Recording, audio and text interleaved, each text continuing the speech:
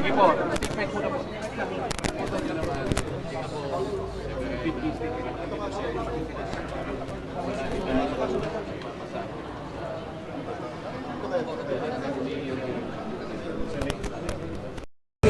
Kailangan natin ikalang.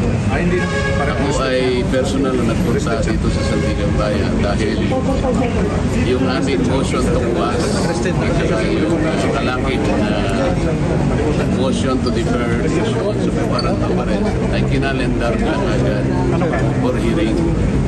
Itong ganito nga sa umaga nito. Ngayon, napakagandang indikasyon yun na umiral ang ating mga batas. So gusto ko magpasalamat sa Sandigan Bayan dahil kinalendar nila agad for hearing.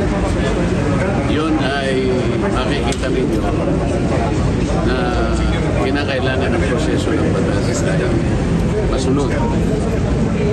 So, kung sabi ng Sandigan Bayan, meron na silang determination of probable cause. Kaya sila nag-issue ng warrant. Igalang natin yun. Kaya meron naman kaming motion to quash, pinagbigyan naman yun. At alam ko naman yun ay bibigyan taan pa rin. Ibig sabihin, ipoproseso pa rin ang aming motion. Dahil, siyempre kami naman, meron kaming ibang pananaw doon sa asuntong ipinal sa amin. So ang aking mga abogado ay gumawa rin ng paraan para sa ganon, i-counter naman yung asunto. Yun ang ibig sabihin ng motion to quash. Yan ay pagbibigyan tayo ng Sandigan Bayan. Kaya lang kailangan dumaan sa proseso. Baba. At nauna na determine na nga yung probable. Baba na konti, GMA7. Kaya nag-issue na po sila ng warrant. GMA. Senator, to clarify, you surrendered po. Did you surrender? You were arrested, Senator? Sen, you surrendered, Sen, arrested po. Ay, 5 baba, 5. Pagpunta ko rito, inaasahan ko na lahat ng mga proseso. 5.